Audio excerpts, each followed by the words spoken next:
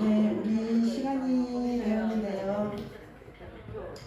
같이 하나님 앞에 찬양하는 시간을 가졌으면 좋겠습니다. 오늘도 예배의 자리를 주신 우리 하나님 앞에 참으로 감사를 드립니다. 우리 앞뒤 지체들과 잠깐 인사 나누세요. 아직도 찬양 시작하려고 하는데도 인사하고 계신데 앞뒤 지체들과 인사 나누시고 오늘도 잘 오셨습니다. 오늘도 은혜 많이 받으세요. 앞에 선자들이 정말 부족하지만 또 하나님께서 최고 주시는 믿고 시간을 같이 찬양하며 경배하며 하나님 앞에 나아갔으면 좋겠습니다. 우리 시간에 마음을 잠시 정리하시면서 하나님 앞에 묵상하며 기도했으면 좋겠습니다. 오늘도 찬양 가운데 예배 가운데 하나님 함께해 주시고 또 우리 예배를 받아주시도록 성령님께서 이 시간 임하여 주셔서 정말 하나님의 평안으로 채워주시는 귀한 시간 되게 해달라고 우리 잠시 묵상하며 기도하겠습니다.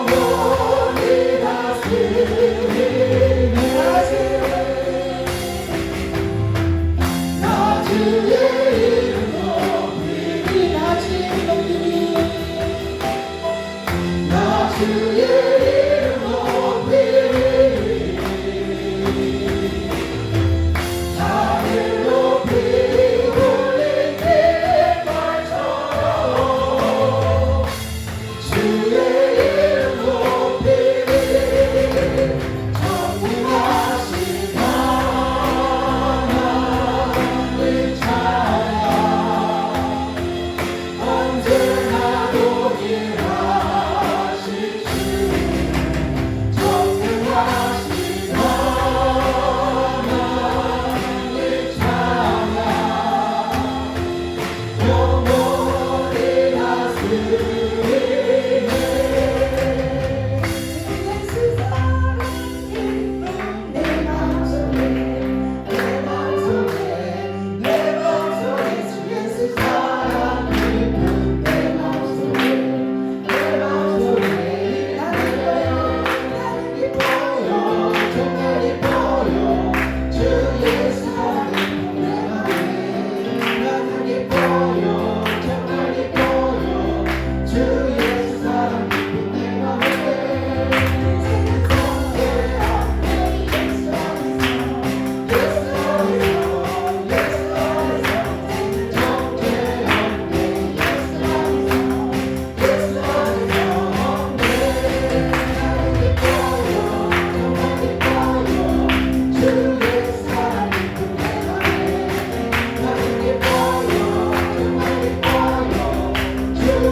사랑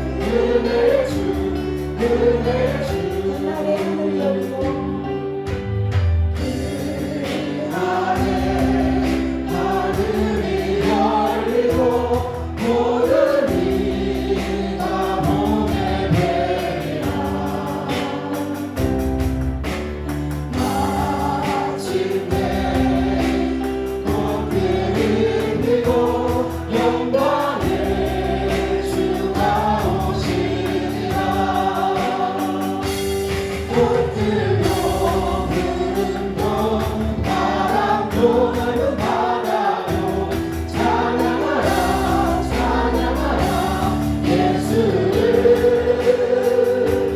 하늘을 울리며 노래해 나의 영혼아 그대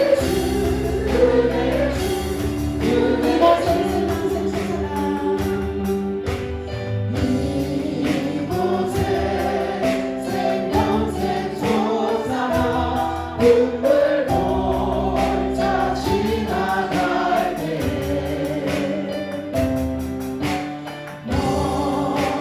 너잖아 열매 맺히고 웃음소리 넘쳐나리라 그날에 하늘이 열리고 모든 이가 보게 되리라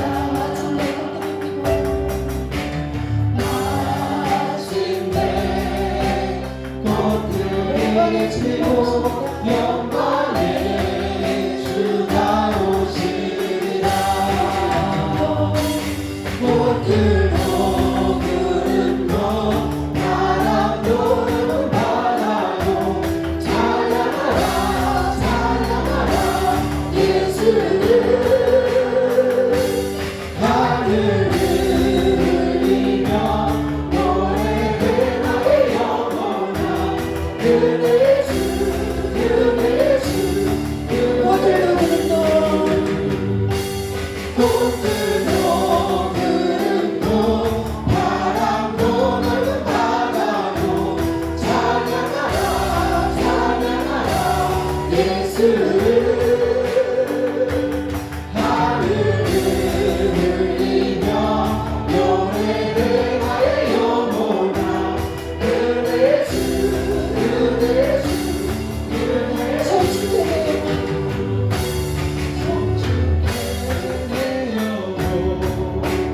내 영혼아 거룩하시리를 이전에 없었던 노래로 나 주님을 경배해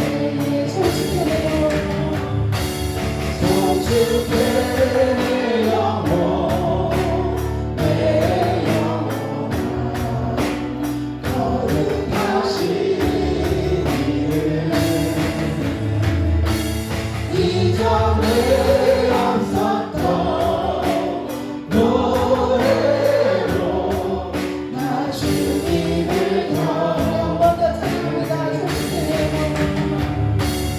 송축해 내 영혼 내 영혼아 거룩하시리를 이전에 없었던 노래로 나 주님을 경배해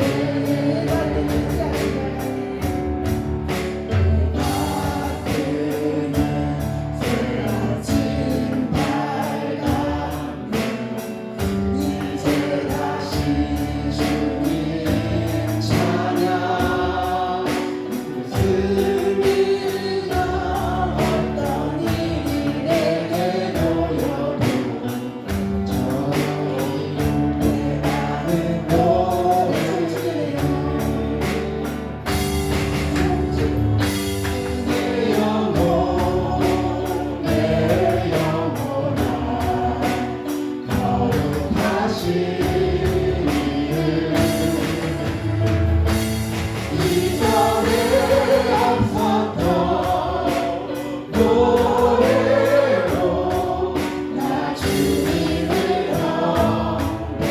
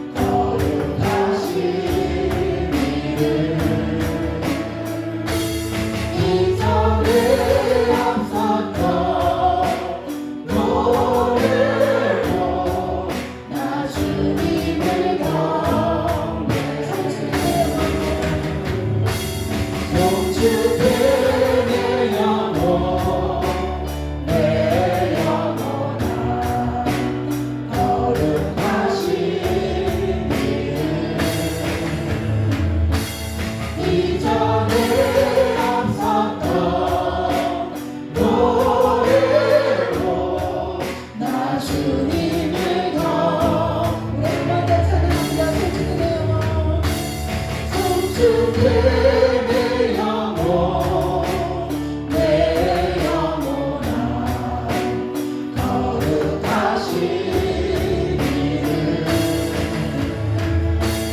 이전에 없었던 노래로 나 주님을 경배해. 우리가 금방 드린 찬양처럼 정말 날마다 주님을 찬송하는 그런 삶이 되게 해달라고 우리 시간 다 같이 예배를 위해서 같이 기도하면 좋겠습니다.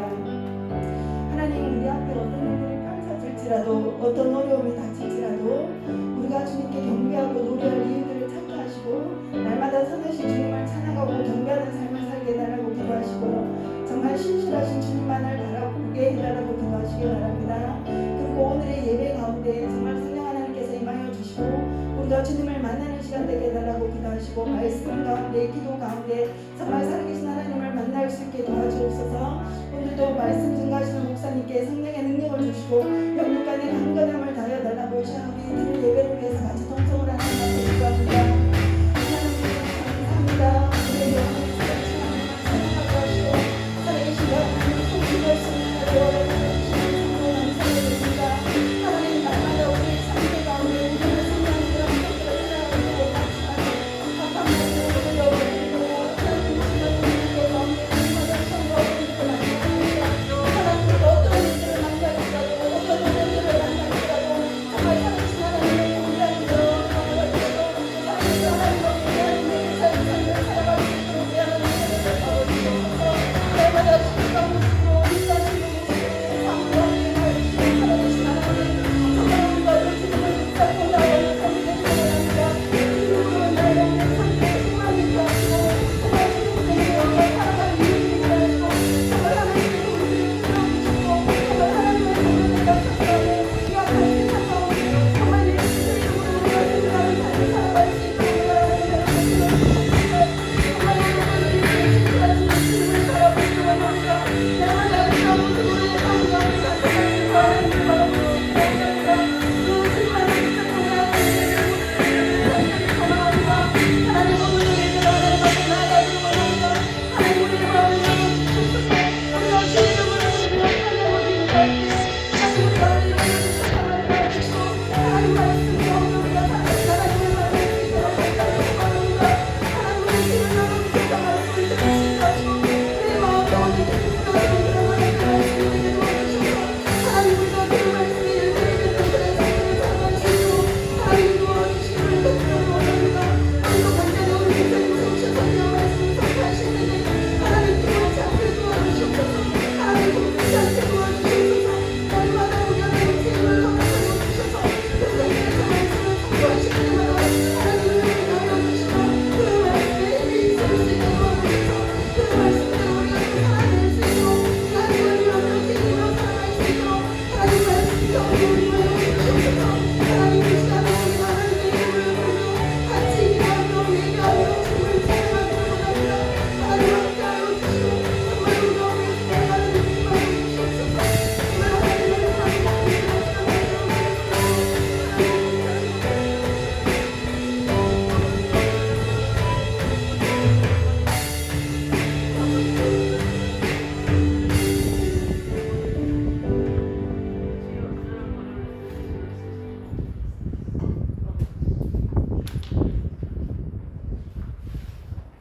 기도하겠습니다. 사랑의 주님, 이 시간에도 주님의 성전을 찾고 주님의 이름을 부를 수 있는 은혜를 주시니 감사를 드립니다. 이 세상을 살아갈 때 많이 애쓰고 힘들게 그렇게 치열하게 살아가지만 어떠한 형편에서도 주님만을 바라고 주님만을 의지하고 주의 나라를 기대하며 변하지 않는 믿음으로 날마다 굳건하게 믿음을 지키며 살아갈 수 있도록 성령님 우리에게 날마다 믿음을 더하여 주시옵기를 간절히 기도드립니다.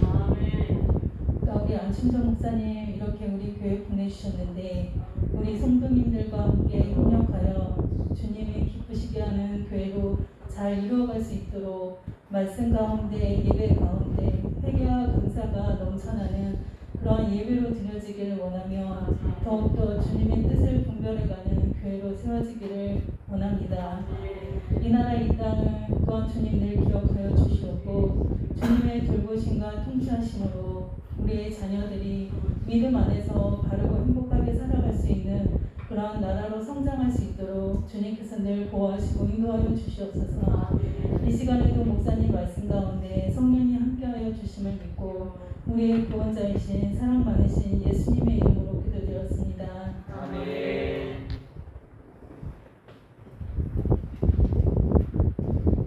우리 오늘 함께 나누신 말씀 창세기 25장입니다. 창세기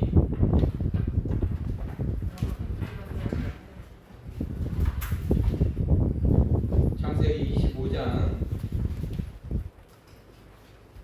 27절로 34절의 말씀.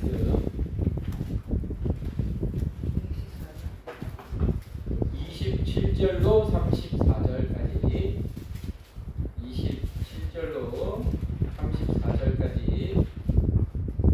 25장 27절로 34절 말씀 저 여러분들이 한 절씩 교독하시겠습니다. 그 아이들이 장성함에 에서는 익숙한 사냥꾼이었으므로 들사람이 되고 야곱은 조용한 사람이었으므로 장막에 거주하니 이삭은 에서가 사냥한 고기를 좋아하므로 그를 사랑하고 이유가는 야곱을 사랑하였더라. 야곱이 죽을 쑤었더니 에서가 들에서 돌아와서 심히 피곤하여 야곱에게 이르되 내가 피곤하니 그 붉은 것을 내가 해하라. 그러므로 에서의 별명은 에돔이더라. 야곱이 이르되 형의 장자의 명분을 오늘 내게 팔라. 에서가 이르되 내가 죽게 되었으니 이 장의 명분이 내게 무엇이 유익하리요. 야곱이 이르되 오늘 내게 맹세하라. 에서가 맹세하고 장자의 명분을 야곱에게 판지라. 야곱이 떡과 반죽을 에서에게 주매 에서가 먹으며 마시고 일어났으니 에서가 장자의 명분을 가볍게 여기니라. 아멘. 2주 전이죠. 2주 전 주일 오후에 그때 저희가 이 야곱과 에서의 탄생에 대해서 말씀을 나누었었습니다. 기억나시나요? 네. 진짜 나세요. 주제가 뭐였습니까? 네, 감사합니다. 제가 왜 여쭤보냐면 내년에 또 할 수도 있으니까요. 가정의 사실 이렇게 잘 잊어버려 주시니 감사하고 오늘은 그 야곱의 둘째 이야기, 이 가정의 두 번째 이야기를 한번 우리가 나눠보고자 하는데요. 이 가정의 날을 맞이해서 우리의 가정이 어떻게 만들어져 가야 되는지, 우리가 이 가정을 어떻게 이루어가야 되는지 함께 나눠보고자 합니다. 여러분, 우리가 살아가면서 많은 거래를 합니다. 뭐 사고 팔고 많은 거래하죠. 요즘 많이들 하시는 게 뭐 있죠? 뭐 당근, 당근 이러면 이제 그리고 이제 바로 그 자리에서 거래해주는 그런 거래 있지 않습니까? 그런 어떤 물건을 사고 팔기도 하고요. 때로는 자리를 놓고 거래하기도 합니다. 자리를 사고 팔기도 하죠. 아무튼 거래를 통해서 우리는 우리에게 필요한 것들을 얻기도 하고 또 우리에게 필요 없는 것들을 팔기도 합니다. 그런데 이렇게 거래가 자연스럽게 이루어지는 그런 삶 속에 살아가지만 우리가 거래하지 말아야 할 곳이 있습니다. 어딜까요?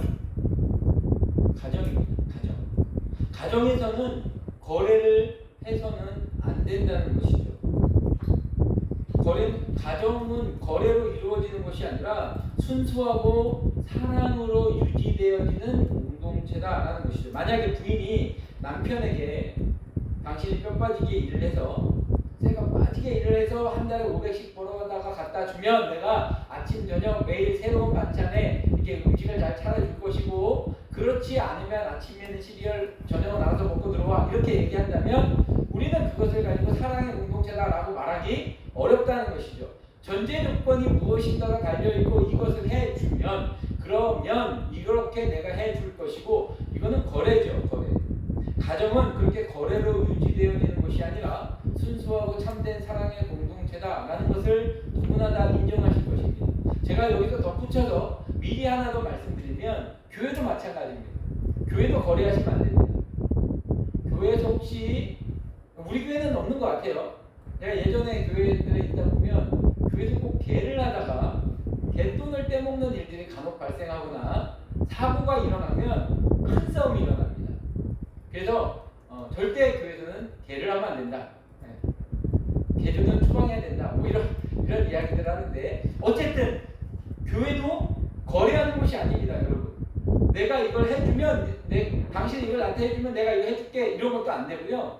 교회도 순수한 사랑의 공동체로 우리가 사랑하는 마음에서 섬기고 봉사하는 것이지 이것을 해주고 이것을 해주면 나는 이렇게 해줄 것이고 라고 하는 이런 거래가 이루어지는 것은 아니다 라는 것입니다. 그래서 사단이 이런 가장 천국의 모형이 되는 공동체들, 특별히 가정과 교회를 많이 공격을 합니다. 그 이유가 무엇입니까? 인간이 가장 행복을 크게 느낄 수 있는 곳이 가정, 또 교회 공동체이기 때문에 항상 이 가정과 교회 공동체를 그냥 두지 않습니다. 무엇인가 마음에 안 드는 걸 꼭 찾아내려고 하고 무엇인가 그것을 공격해서 넘어뜨리려고 하는 그런 일들이 이루어진다라는 것이죠. 이렇게 순수한 사랑을 누려야 하는 가정에서 무엇인가 얻기 위하여 거래가 이루어지기 시작한다면, 그렇다면 가정의 행복은 깨지게 되어진다라는 것을 우리는 기억해야 합니다. 오늘 본문에 이제 주인공으로 등장하고 있는 이 야곱의 가정, 이 야곱의 가정은 우리가 지난주에도 살펴보았지만 출생 때부터 큰 어떤 다툼이 있었던, 갈등을 겪었던 그런 가정이었습니다. 여러분, 태어나기 전부터 갈등을 겪었다. 출생의 비극 아닙니까?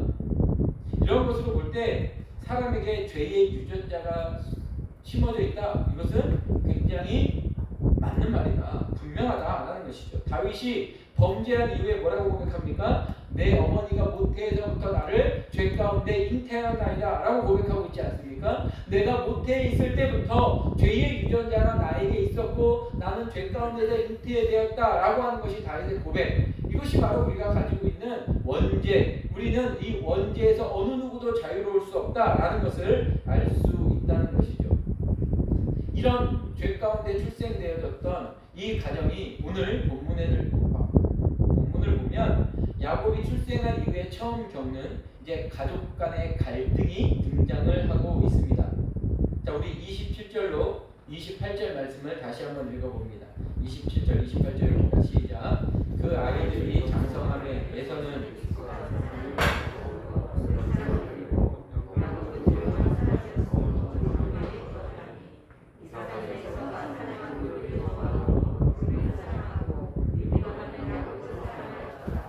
여러분, 아이들의 인격은요, 아이들의 성격 이런 거는 누구 닮습니까? 그렇죠, 부모님 닮는 거예요. 제가 누구 닮아 그래 저러나 몰라, 이거는 자기 욕하는 거예요. 그죠? 부모님 닮아 그런 겁니다. 아빠 닮고 엄마 닮아서 그러는 거죠. 사람이 태어나서 성인이 되어져가는 가운데 여러 가지 성장기를 거쳐가죠. 그 성장기 가운데 자기도 모르게 인성이라는 것이 형성되어지게 되는데, 오늘 본문에 등장하는 에서와 야곱은 전혀 다른 기질과 성격을 가진 사람들이었다. 여러분, 다시 한번 기억해 보십시오. 야곱과 에서는 쌍둥이입니다. 쌍둥이. 그런데도 불구하고 완전 상반되어져 있는 성격, 기질을 보여주고 있다는 것이죠. 성경은 이렇게 표현합니다. 에서는 사냥을 잘하는 능숙한 사냥꾼으로 컸다. 이것을 다시 표현하면 에서는 외향적인 성격에 남성적인 성격을 가지고 있었다라고 보면 되는 것입니다. 에서의 성격이 그렇다는 거예요. 에서는 굉장히 터프합니다. 남성다운, 남자란 이런 거야 라고 하는 그런 성향이 가지고 있었다는 것이고, 반면에 야곱은 집안에 있기를 좋아하는 내성적인 사람. 오늘 본문에서 말하고 있는 조용한 사람이라는 것은요, 왜 그런 거 있잖아요. 수줍음이 많아서 늘 이렇게 고개 좀 숙이고 얼굴 빨개지고 뭐 이런 말이 없는 이런 것을 이야기하는 것이라기보다 침착한 사람. 그래서 자기 자신을 잘 컨트롤할 수 있는 사람. 저 같은 사람은 화가 나면 논리가 없어지고 이렇게 막 그 순간적인 감정으로 대하는 사람이라면, 야곱이라는 사람은 화가 나도 그 순간에 내가 왜 화가 났는지, 그래서 이게 무엇이 잘못됐고 내가 여기서 어디까지 화를 내야 되고 이 이런 것들을 잘 컨트롤하는 사람이라고 생각하시면 되겠습니다. 이처럼 야곱은 자기가 계획한 바를 완벽하게 처리할 수 있는 능력, 그런 집념을 가진 사람이었다라는 것이죠. 보통 형제간에 이런 경우들이 좀 많이 있습니다. 형제간에 서로 기질과 성격이 다른 경우들이 많죠. 그래서 어렸을 때도 용돈을 줘보면 압니다. 이제 부모님이 용돈을 주면 한 아이는 용돈을 받자마자 바로 나가서 다 써버리고 들어오는 아이가 있는 반면에 어떤 아이는 용돈을 받으면 그걸 차곡차곡 모아놨다가 자기가 원하고 바라는 것을 꼭 성취하는 아이들이 있다는 것이죠. 두 종류의 아이들이 있습니다. 제가 자랐을 때는 이 두 종류의 아이였고, 제가 어느 종류의 아이인지는 그냥 상상하시고요. 어쨌든 저도 늘 그랬습니다. 그래서 나중에 어떻게 됩니까? 형 돈 좀 빌려줘. 이렇게 얘기하게 되어지는 그런 일들이 일어난다는 것이죠. 그러면 부모님이 꼭 이렇게 말씀하십니다. 아니 한 배에서 나왔는데 쟤네는 왜 저렇게 다르나? 뭐 이런 어떤 말씀들을 하게 되어진다는 것이죠. 그런데 이렇게 서로 다른 기질, 서로 다른 성격을 가진 형제가 서로 보완해주고 서로를 세워주고 서로를 더 잘되는 곳으로 이끌어가고자 한다면 부모님이 그것보다 더 좋은 일이 어디 있겠습니까? 형제끼리 서로 그렇게 사이좋게 지낸다면 얼마나 아름다운 관계이겠습니까? 아마 이러한 관계는 모든 부모님들이 마음에 품고 있는 그런 가장 이상적인 관계가 될 것입니다. 그런데요 여러분, 쟤네는 그게 안 돼요. 아직 인간이 덜 됐어요 라고 말하기 전에 우리가 기억해야 될 것은 형제들이 이런 역할을 하기 위해서는 부모님들의 역할이 중요하다는 것을 우리는 먼저 기억해야 합니다. 자녀에게 부모는 조종자의 역할을 합니다. 조종자의 역할. 무슨 이야기입니까? 어떻게 행동하는 것이 옳은 것인지 그것을 행동 조정을 해주는 겁니다. 뭐 말로서든 삶으로 보여주든 여러 가지 가르침으로 하든 어쨌든 간에 부모님께서 이것은 이렇게 하면 잘못된 것이고 그러니 이렇게 행동하는 것이 옳은 것이고 이것이 하나님이 보시기에 더 좋아하시는 것이고 이런 것들을 가르쳐야 되는 조종자의 역할이 누구에게 있다? 부모님에게 있다는 것입니다. 그래서 여러분들에게 자녀들을 맡겨주신 거예요. 그 자녀들을 그렇게 잘 이끌어가라 라고 맡겨주신 겁니다. 그런데 문제가 무엇입니까? 오늘 야곱의 부모가 그 역할을 해주지 못했다는 것이죠. 이삭과 리브가는 에서와 야곱이 서로 다른 면을 보완하도록 교육하며 양육하기보다 다른 길로 가도록 더욱더 조장했다라고 성경이 말씀하고 있는 것입니다. 그래서 어떻게 알 수 있습니까? 이삭과 리브가가 서로 각각 다른 형제 한 사람씩을 더 사랑했다라고 성경이 말씀하고 있지 않습니까? 자, 그러면 이삭이 에서를 사냥한 이유를 주목해 보십시오. 28절에 보시면 이삭은 에서가 사냥한 고기를 좋아하므로 그를 사랑하고 여러분 이게 말이 됩니까? 한 아이를 좋아하게 되는 이유가 그 아이가 바깥에 나가서 사냥을 하고 그 사냥한 고기를 가져다가 맛있는 음식으로 별미를 가져다 주었더니 그 아이를 더 사랑하였다라고 성경이 말씀하고 있는 것입니다. 여러분 이것은 에서가 단순히 아버지 이삭이 좋아하는 요리를 잘 갖다 드렸다라고만 보는 것이 아니라 에서는 아버지 이삭에게 잘 보이기 위하여 더 능숙한 사냥꾼이 되려고 노력하였을 것이고 더 맛있게 요리하기 위해서 더 맛있는 음식을 조리하려고 노력했을 것입니다. 왜요? 이것을 갖다 주면 아버지가 나를 더 사랑해 준다라는 것을 알고 있기 때문에 그렇습니다.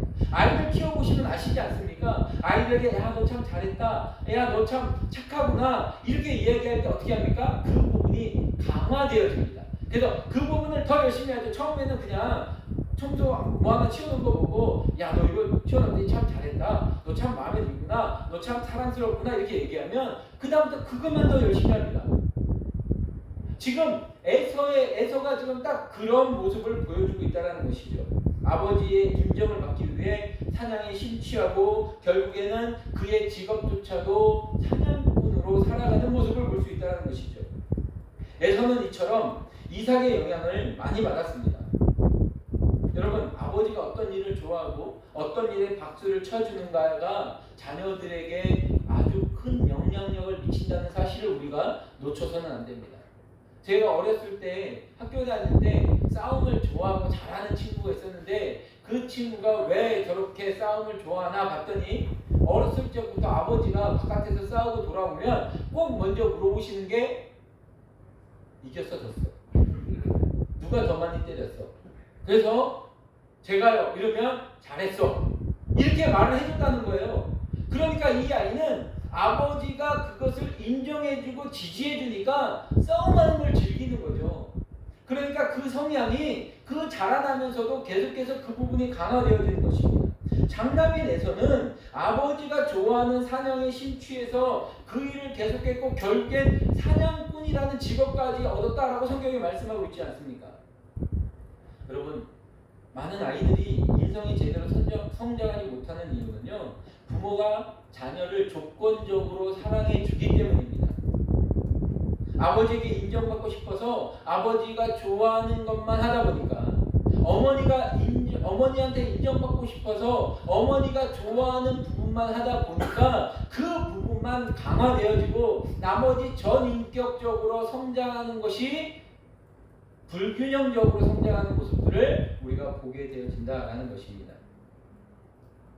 자신이 정말 좋아하는 것이 무엇인지, 하나님께서 나의 인생을 향하여 부르신 부르심이 무엇인지 알지 못하고 부모님이 좋아하는 것만 따라 살게 되고 결국엔 자기 자신을 잃어버린 채 살아가는 인생들이 생겨나게 되어진다라는 것입니다. 그래서 나중에 요즘에도 가끔 보면 그런 이야기를 들리잖아요. 뭐 이렇게 잘 키워놨는데 나중에 부모님들 원망하고 엄마가 나 이렇게 만들었다는데도 아니 엄마는 그냥 열심히 잘하라고 도와준 것밖에 없는데 그 아이가 왜 그런가 라는 얘기를 들어보면 항상 부모님이 그 일을 했을 때 칭찬해 준 거예요. 그래서 그것만 잘하다 보니까 다른 쪽으로는 발달하지 못하는 것이죠. 진정한 부모의 사랑은 내가 그리고 있는 자녀의 모습이 아니라 자녀가 있는 모습 그대로, 태어난 그 모습 그대로 하나님께서 주신 그 달란트 그대로를 사랑해 줄 수 있어야 한다는 것입니다. 그런데 여러분, 이렇게 하려면 뭘 해야 되는지 아십니까? 비교하시면 안 되는 겁니다. 우리 집 애가 저 집 애랑 뭐가 다른가를 비교하시면 안 되는 거예요. 우리 집 애는 우리 집 애답게 하나님께서 그 아이에게 주신 달란트가 있고 다른 집 아이는 다른 집 아이답게 주신 달란트가 있는 겁니다. 그냥 극단적으로 비교해 놓고 본다면 다른 집 아이는 머리가 좀 더 똑똑할 수 있고 공부를 더 잘할 수 있어요. 하나님께서 달란트를 그렇게 주셨을 수 있고요. 우리 집 아이는 운동을 잘하는 아이로 달란트를 주셨을 수 있다는 겁니다. 근데 이것을 비교하기 시작하면 야, 너 사회에 나가면 누가 더 인정받는 줄 알아? 저렇게 하는 애가 인정받는 거야. 자꾸 아이에게 그렇게 말하다 보면 결국엔 가지고 있는 달란트도 잊어버리고 그 자기가에게 있지도 않은 달란트로 쫓아가다가 결국엔 이것도 안 되고 저것도 안 되고 나중에 부모님이 내 인생을 망쳐놨어요 라고 이야기하는 그런 인생으로 나아가게 된다는 것입니다. 그러니까 이삭은 에서가 자신이 좋아하는 것을 가져다 주기 때문에 그를 사랑했다라고 말하고 있는 이 말씀을 우리는 놓쳐서는 안 된다는 것입니다. 정확하게 말을 하면 이삭이 사랑한 것은 에서가 아니라 에서가 가져다 준 음식, 사냥물, 그것을 더 사랑한 것이다 라는 것입니다. 그러면 이삭이 야곱은 왜 더 사랑하지 않았을까요? 간단합니다. 에서처럼 사냥해서 음식을 가져다 주지 않았기 때문에 그렇습니다. 야곱은 에서처럼 자신이 좋아하는 음식을 만들어주지 않았기 때문에 야곱을 사랑해주지 않은 겁니다. 아, 저놈 남자답게 좀 바깥에 나가서 사냥 좀 하다가 그거 하나 잡으면 또 내가 좋아하는 그 음식 그거 만들어다 주면 얼마나 좋아. 저 사는 놈이 뭐 하는지도 모르고 맨날 엄마 품에, 엄마 치마 속에 품어서 맨날 남자애가 남자애답지도 않고 뭐 하는지도 모르고 쟤는 나중에 커서 뭐가 되는지 몰라? 라고 바라보고 있었다는 것이죠. 반면 리브가는 어떻습니까? 아버지에게 소외된 야곱에게 집중적으로 사랑을 줍니다. 심리학자들은 야곱을 가리켜서 마더 컴플렉스에 빠진 사람이다 라고도 이야기합니다. 대부분 마더 컴플렉스에 빠진 사람들은요, 지독한 이기주의자가 되는 경우들이 대부분이다 라고 이야기를 하죠. 왜냐하면 엄마가 그래 너는 특별해, 너 너만 잘하면 돼. 아이고 예쁘다. 너만 괜찮으면 되는 거야. 계속 너만 하다 보니까 자꾸 자기만 생각하게 되어지는 이기주의자로 발전하게 되어지는 것이죠. 세상의 중심이 자기 자신으로 돌아간다고 생각하게 되어지는 겁니다. 그러니까 야곱에게 있었던 이기적인 마음, 자기 중심적인 꾀는 바로 어머니 리브가로부터 기인한 것이다 라는 것을 우리는 인정해야 합니다. 엄마 입장에서 그럴 수 있죠. 저 형은 아버지가 너무 사랑해주고 아버지에게 맨날 칭찬을 듣는데 이 둘째는 아니 내가 봤을 때는 엄마 말도 잘 듣고 바깥에 나가서 사고도 안 치고 이방 여인들과 놀지도 않고 늘 집안에서 말도 잘 듣고 있는 아이인데 왜 저 남편은 왜 저 맨날 바깥으로 돌아다니고 율법도 어기고 이방 여인들과 놀기도 좋아하고 막 이러면 쟤만 좋아하는지 몰라 라고 하는 반대급부로 반대 마음으로 둘째만 더 사랑하는 겁니다. 자 여러분, 이 가정이 정상입니까? 아버지는 큰아들만 사랑하고 어머니는 둘째 아들만 사랑합니다. 역기능적인 가정인 것이죠. 아버지와 둘째 아들과의 감정적인 거리선이 너무나 멀게 와 있습니다. 반대로 어머니는 둘째 아들과 지나치게 밀착되어져 있고 첫째 아들과는 너무 지나치게 멀어져 있습니다. 이제 이러한 가정 환경에 처한 두 아들이 한 사건을 만나게 됩니다. 자, 우리 29절, 30절 말씀을 같이 읽어봅니다. 29절, 30절입니다. 시작. 야곱이 집을 주었더니 에서가 들에서 돌아와서 심히 피곤하여 야곱에게 이르되 내가 피곤하니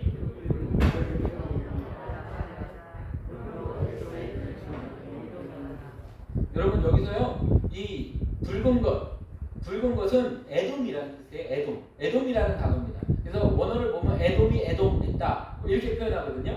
그러니까 에돔 붉은 죽. 우리는 예전에 이제 우리가 팥죽이라고 했었잖아요. 팥죽.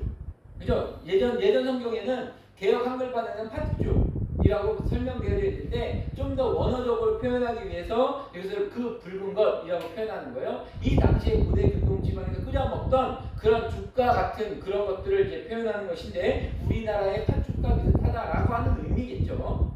어쨌든 에서가 사냥을 마치고 돌아와서 야곱이 그들이 즐겨 먹던 그 죽을 끓이고 있었습니다. 근데 이 말씀은요 죽을 끓이고 있었다라는 단순한 사실 전달이 아니라 이 죽을 끓이고 있는 야곱의 마음을 알려주는 것이죠. 지금 동생 야곱이 형 에서를 사랑하는 마음, 형이 돌아올 때가 되었으니 얼마나 배가 고플까? 내가 죽을 끓여놓고 형이 들어오면 그 허기진 배를 채워줘야겠다라고 하는 마음으로 죽을 끓이고 있었더라면 얼마나 좋았겠습니까? 그런데 야곱은 그게 아니라 에서의 상태와 기질을 너무나 잘 알고 있는 야곱은 지금 그 기질을 이용하기 위해서 죽을 끓이고 있는 것이죠. 일종의 함정을 파고 있는 겁니다. 구비트랩을 설치하는 것이죠. 야곱은 에서를 위한 함정을 음식으로 만들고 있다. 그래서 지금 사냥에서 돌아온 에서가 몹시 배가 고팠습니다. 당시에 사냥하는 방법이 없었다고요?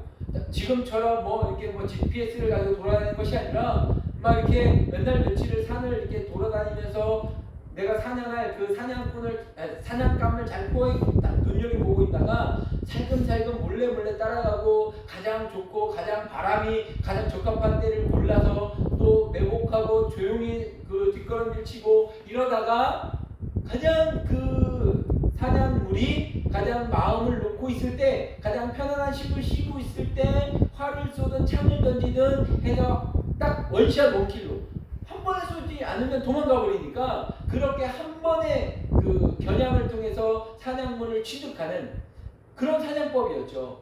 그러니까 몇 날 며칠을 쫓아다닐 수도 있는 사냥법입니다. 그러니까 그렇게 잡은 짐승을 목에다 딱 메고 돌아와서 마당에 딱 던져놓을 때 그 멋있음 그런 게 있지 않겠습니까? 그런데 중요한 건 뭐예요? 기진맥진해진다는 것이죠. 그것을 잡기 위하여 몇 날 며칠 따라다니다 보면 굉장히 허기가 지고 힘든데 이 배고픈 것이 당연할 텐데 유독 성경에서는 이 에서는 그런 배고픔에 아주 쉽게 노출되어진 사람, 배고픔을 잘 참지 못하는 사람으로 말씀하고 있다는 것이죠. 야곱은 이러한 에서의 성격을 잘 파악하고 있는 것입니다. 그래서 자기의 준비하고 계획된 대로 철저하게 움직이고 있습니다. 31절 말씀을 보시면 야곱이 이르되 형의 장자의 명분을 오늘 내게 팔라. 여러분, 오늘날 거래가 이루어지기 위해서는 우리가 공증을 하죠. 또는 이 부동산을 작업할 때는 부동산 계약서를 씁니다. 그러니까 공증이 이루어지지 않는 것은 정상적인 거래로 여겨지지 않는다는 것이죠. 말로만 하는 거래는 효과가 없습니다. 그러니까 여러분들이 혹시라도 저에게 목사님 제가 나중에 뭐 해드릴게요 그러면 꼭 공증을 받아갖고 가지고 오셔야 됩니다. 그래야지 그게 효과가 발휘하는 것이니까 말로 하는 것은 다 지나가고 없는 거죠. 아무것도 없는 겁니다. 그런데 오늘 성경에 보면 이 당시에는 이 사람의 말을 굉장히 중요하게 여겼던 것 같습니다. 오늘날에는 말로만 하는 것은 전혀 효과가 없지만 당시에는 효과가 있었던 것으로 보여지죠. 이런 면에서 보면 오늘날보다 이 당시가 굉장히 사람들 간의 신뢰가 더욱더 돈독했다라는 것을 볼 수 있죠. 그러니까 자신이 팔겠다라고 말을 하면 파는 것입니다. 오늘날보다 건강한 시대는 분명하죠. 한번 주고받은 이야기지만 그 말의 힘이 존재하는 시대였다는 것입니다. 어쨌든 그 거래 장면을 우리가 좀 더 주목해서 보겠습니다. 우리 31절로 33절까지를 한번 같이 읽어봅니다. 31절로 33절입니다. 시작. 야곱이 이르되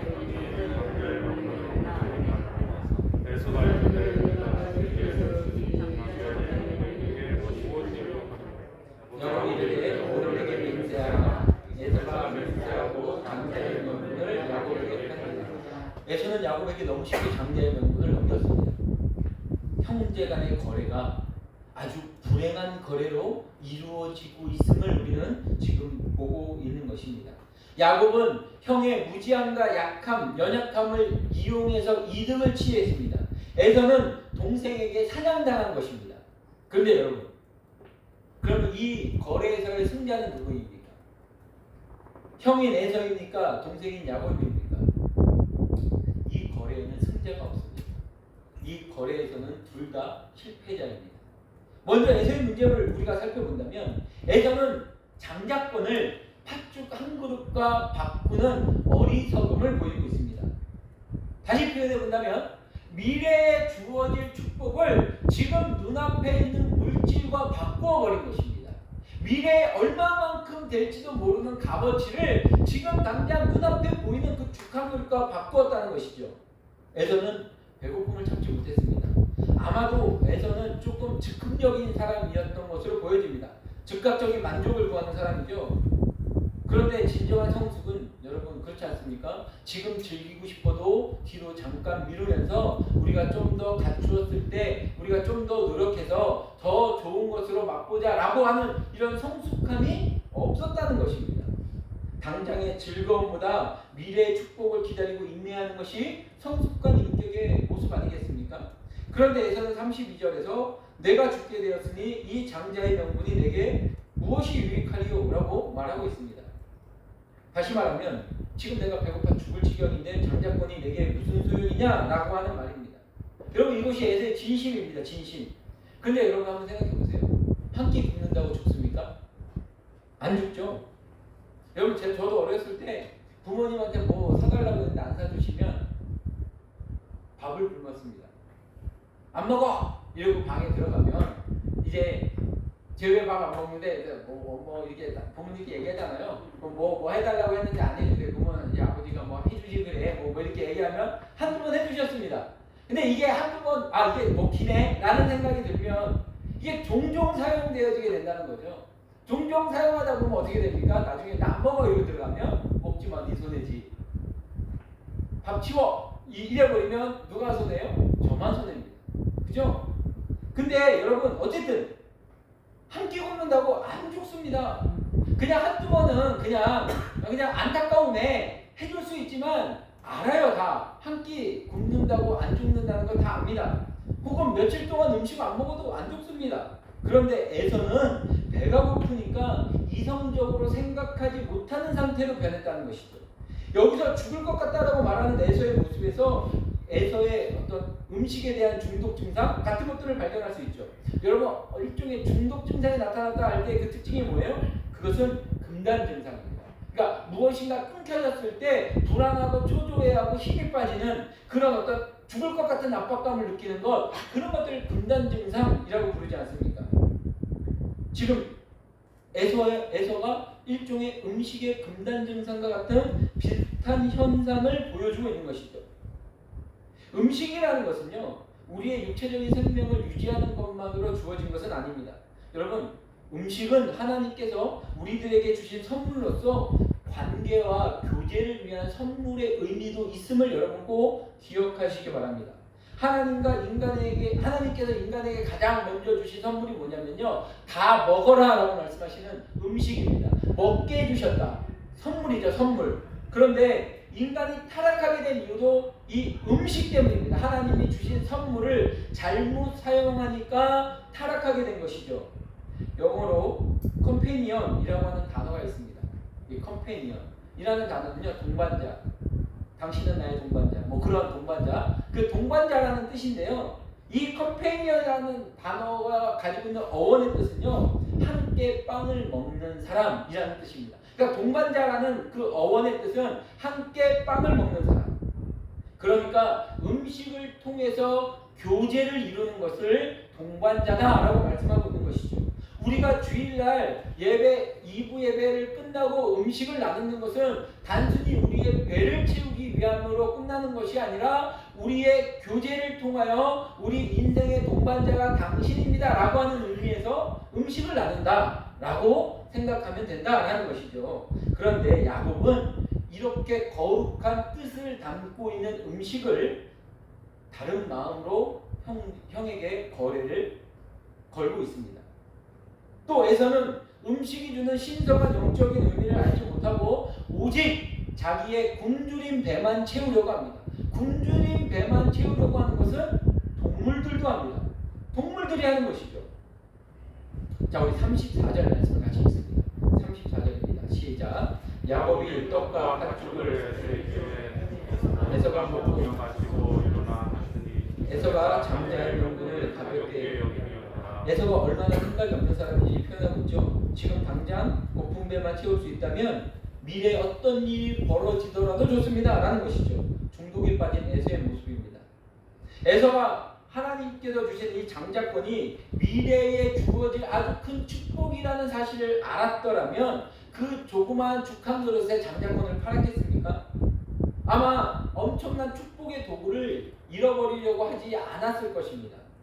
여러분, 장자권이라는 게 무엇입니까? 장자권, 뭐 여러 가지 측면이 있지만 당시의 사회적인 관행과 영적인 관행 두 가지 정도로만 우리가 짧게만 생각해 본다면, 먼저요, 이 장자는요, 부모님의 재산에 상속받을 때 다른 자녀들보다 2배나 더 받을 수 있습니다. 2배. 그러니까 장자권을 에서가 가지고 있었다고 한다면 아버지 이삭이 돌아가실 때 장자가 아버지 재산의 3분의 1을 갖는 겁니다. 3분의 2. 그리고 동생이 3분의 1을 갖는 것이죠. 뿐만 아니라 이 장자는요, 이 당시에 집안의 재판을 관장할 수 있는 사람입니다. 그러니까 잘잘못을 따지고 벌을 내리고 상을 줄 수 있는 그 장자권이라는 것이죠. 이게 사회적인 관습이라고 한다면 영적인 관습은 무엇입니까? 장자에게는 하나님의 말씀이 임했습니다. 더군다나 이 가정은 지금 족장 가문 아닙니까? 하나님께서 선택한, 지금으로 따지면 교회입니다. 교회. 이 사람 자체가 교회란, 장자권은 지금 교회의 정신이 흘러가고 있는 아주 놀라운 영적인 축복이 임하는 곳, 하나님의 말씀이 임하고 하나님의 축복이 임하는 그 귀한 자리다라고 성경이 말씀을 하고 있는 것이죠. 그런데 에서에게는 이처럼 장자권을 통해 주어지고 있는 하나님의 축복에 대한 소망함이 전혀 없었다는 것입니다. 얼마나 그것이 좋은 것인지 무지했고 또 엄청난 축복의 도구라는 사실을 무시했다는 것입니다. 그의 중심은 어디 있습니까? 먹고 마시는 것. 육신, 내 육신을 즐겁게 하자, 내 입을 즐겁게 하자, 여기에만 초점이 맞춰져 있는 것입니다. 히브리서 12장 16절에서 17절 말씀을 보면 음행하는 자와 혹 한 그릇의 음식을 위하여 장자의 명분을 판 에서와 같이 망령된 자가 없도록 살피라. 너희가 아는 바와 같이 그가 그 후에 축복을 이어받으려고 눈물을 흘리며 구하되 버림바가 되어 회개할 기회를 얻지 못하였느니라 라고 우리에게 경고하고 있습니다. 한마디로 에서는 세속적인 사람이었고 하나님의 예비하신 축복을 믿음의 눈으로 바라볼 수 없었던 사람이었다라는 것입니다. 그렇다면 에서가 세속적인 사람이라면 야곱은 그럼 거룩한 사람입니까? 아닙니다. 야곱은 형의 약점을 이용해서 자신의 목적을 이루려고 하는 아주 교활한 사람이었습니다. 야곱은 하나님의 은혜의 축복을 받으려면 내가 무엇인가를 해야지만 된다라고 여겼던 것입니다. 그러니까 거래를 거는 겁니다. 그러나 여러분, 하나님의 축복은 흥정의 대상이 아님을 기억하시기 바랍니다. 하나님의 축복은 돈으로 살 수 있는 것이 아닙니다. 하나님의 축복은 거저 주어지는 것입니다. 은혜로 주어지는 것입니다. 그런데 야곱은 자기의 어떠한 노력으로 하나님의 축복을 사고자 했던 것입니다. 하나님이 그를 무조건적으로 먼저 사랑해 주셨음에도 불구하고 그는 여전히 나의 어떠한 행위를 통하여 하나님의 축복을 쟁취할 수 있다라고 착각하고 있는 것이죠. 어떤 사람들은 야곱이 그렇게라도 했기 때문에 23절의 말씀 큰 자가 어린 자를 섬기리라 라고 하신 이 말씀이 이루어진 것 아니냐라고 반문하는 사람들도 있지만 여러분, 절대 그렇지 않습니다. 하나님께서는 하나님의 뜻을 이루어 가시는데 사람의 어떤 도움도 필요 없으신 하나님이신 것을 여러분 믿으시기 바랍니다. 더군다나 인간의 죄악된 방법은 더더욱 필요하시지 않는다는 것입니다. 여러분, 인간이 돕지 않아서 하나님의 일이 이루어지지 않는다고 한다면 그것은 하나님이 아닐 것입니다. 더군다나 불의한 방법으로 하나님의 뜻은 이루어질 수 없다는 것이죠.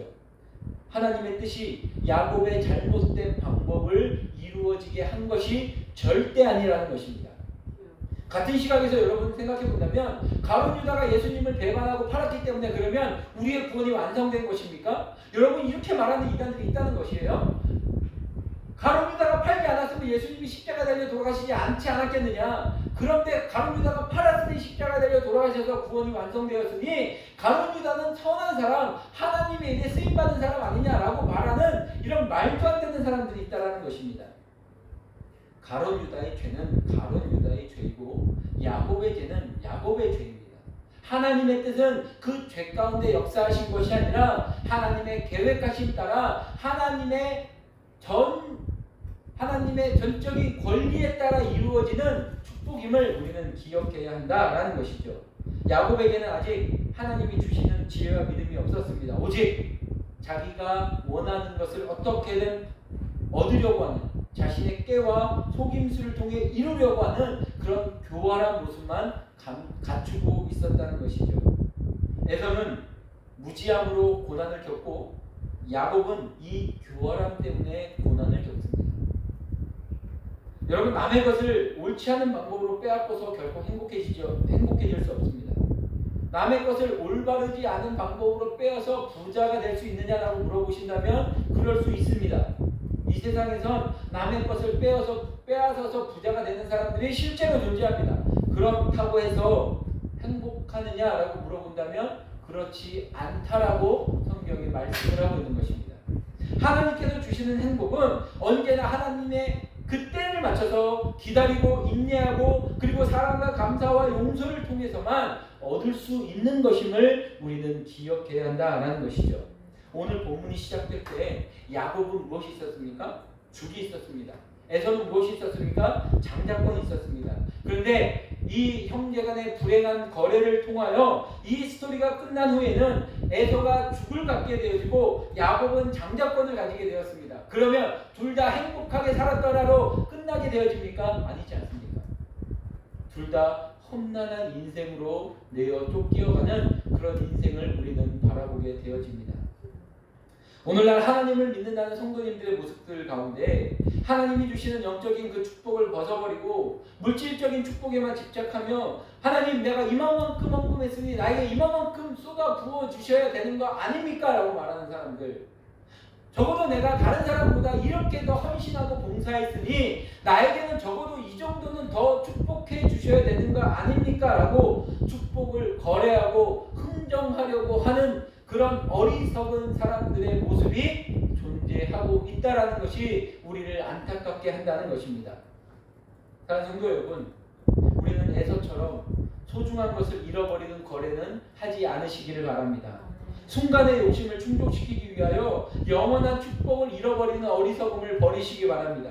하나님이 허락하신 미래의 엄청난 가능성을 순간의 욕심에 팔아버려서는 안 된다는 것입니다. 또한 야곱처럼 야심으로 인해 욕심 때문에 아름다운 관계를 깨트려버리는 어리석음으로 나아가지 않으시기를 바랍니다. 상대방의 연약함을 이용해서 자기의 욕심을 채워서는 안 된다는 것입니다. 그래서 하나님이 우리에게 허락한 삶이 무엇인지 우리는 깊이 깨달아야 하고, 우리의 삶에 하나님이 가지고 계신 계획, 하나님의 뜻, 하나님의 때를 기다리며 온전히 순종하며 나아가는 우리 모두가 되어지기를 축복합니다. 이러한 모습이 형제간의 잘못된 관계는 어디서부터 출발되었다고요? 부모님으로부터 출발되었습니다.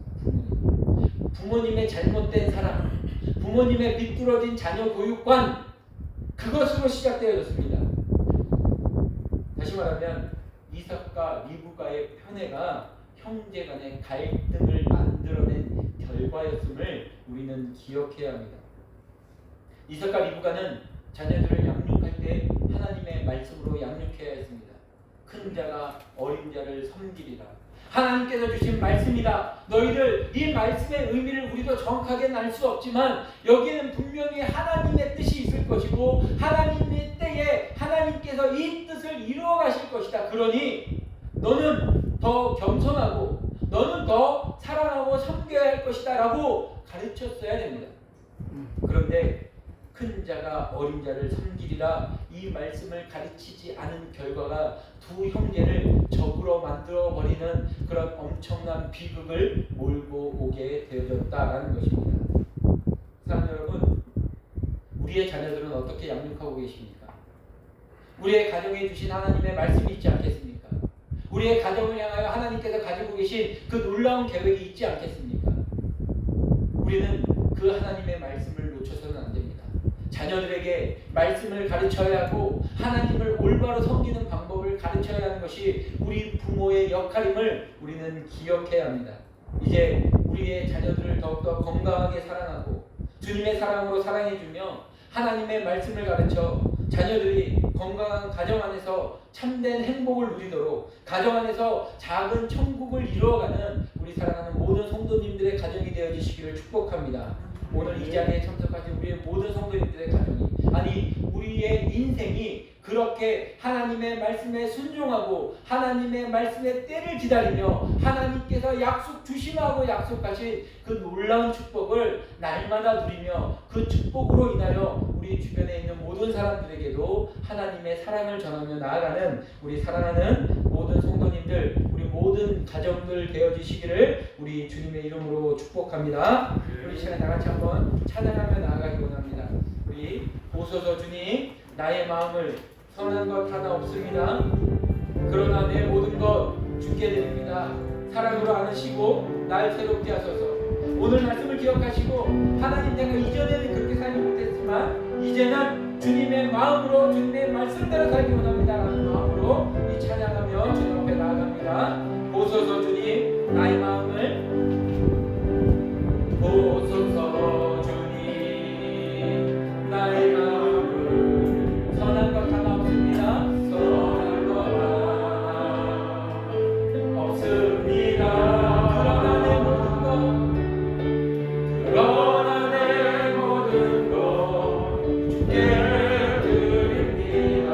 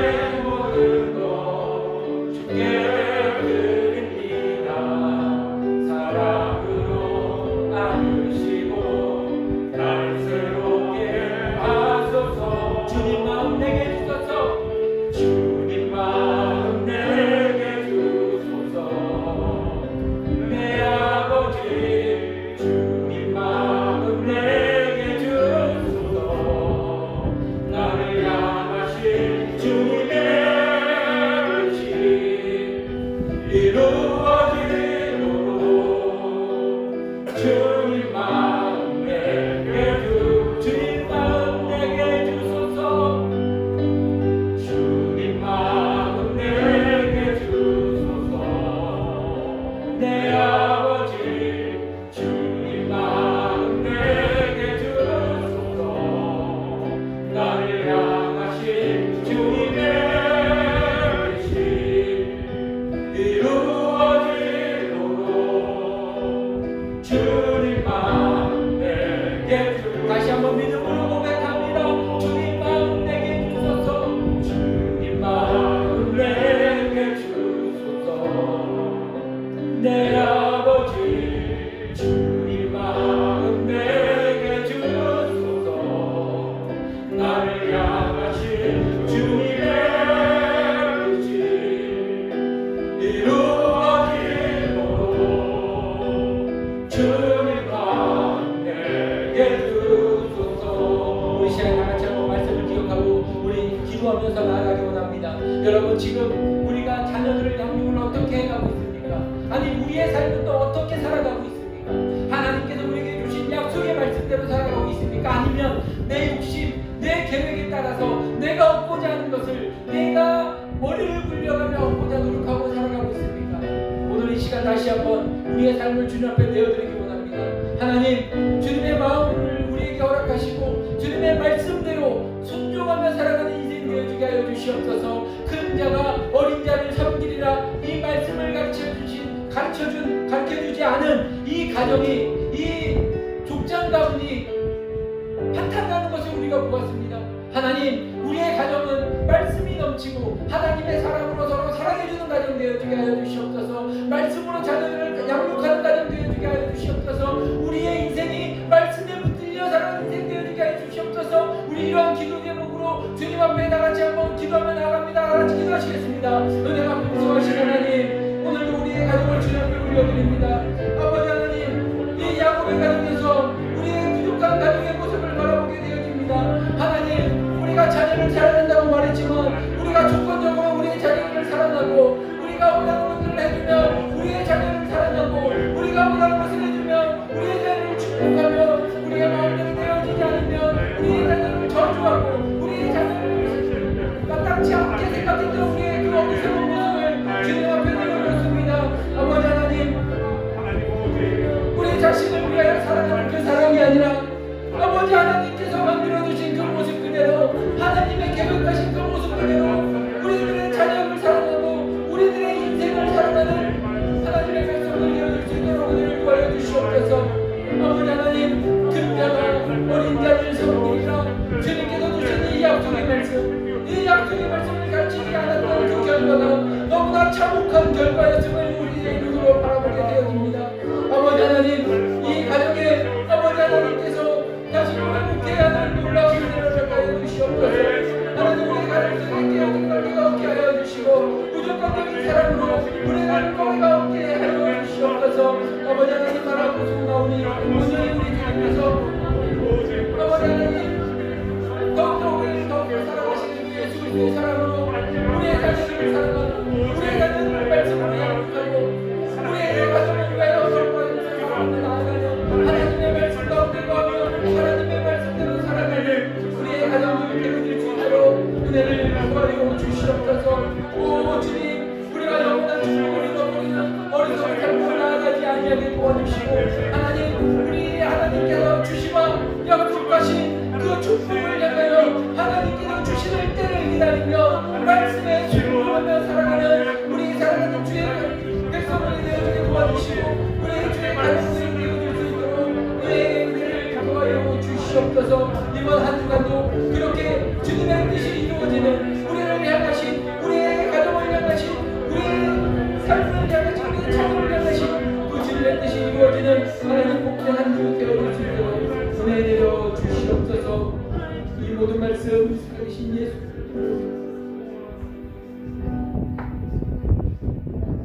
살아계신 하나님, 오늘 이 야곱의 가정에서 우리의 가정의 모습을 보게 되어집니다. 우리가 자녀들을 사랑한다고 하지만 조건적으로 사랑을 했고 우리 자신을 위한 사랑을 했던 우리의 이 연약한 모습을 용서하여 주시옵소서. 하나님, 이제 우리의 사랑이 더욱더 거룩한 사랑, 순수한 사랑, 예수 그리스도를 닮아가는 무조건 사랑이 되어질 수 있도록 은혜를 허락하여 주시옵소서. 사랑하는 우리 교회에 속해 있는 모든 권속들의 가정 속에 깨어진 관계가 없게 하여 주시고 불행한 거래가 일어나지 않게 하여 주시옵소서. 하나님, 순간의 기쁨을 위하여 영원한 축복을 잃어버리는 어리석은 삶의 모습을 버리게 하여 주시고 자신을 위해서라면 가족까지도 이용하는 모습 또한 버리게 하여 주시옵소서. 바라고 소원하는 것은 우리를 향하신 그 하나님의 뜻을 분별할 수 있도록 도와주시고 우리의 자녀들을 향한 아버지 하나님의 말씀을 온전히 들을 수 있도록 도와주시며 그 말씀에 순종하게 도와주시고 그 주님의 뜻이 이루어질 때까지 인내하며 기다리며 주님 앞에 기도하며 나아가는 거룩한 믿음의 가정들 되어줄 수 있도록 은혜를 베풀어 주시옵소서. 하나님, 또 이번 한 주 살아갑니다. 하나님, 우리를 향한 아버지 하나님의 그 거룩한 뜻이 이번 한 주 이 세상을 향하여 발걸음을 움직일 때마다 나타나게 도와주시고 그 주님의 뜻에 순종하며 살아갈 때에 우리 주님께서 허락하시는 승리를 맛보며 오직 우리 주님의 이름만을 높여가며 승리의 나팔을 부는 사랑하는 우리 성도님들의 삶이 되어질 수 있도록 인도하여 주시옵소서. 이 모든 말씀 살아계신 우리 주 예수 그리스도의 이름으로 기도합니다. 아멘. 이제는 우리 주 예수 그리스도의 은혜와 하나님 아버지의 그 크신 사랑하심과 성령 하나님의 그 동교제 충만케 하시는 은혜가 이제 아버지 하나님의 말씀에 순종함으로 하나님의 뜻이 이루어질 때까지 기다리기로 작정하는 우리 사랑하는 성도님들 머리 위에와 이들의 가정과 이들의 사랑하는 모든 자녀들 머리 위에 이제로부터 영원까지 함께 있을지어다. 아멘.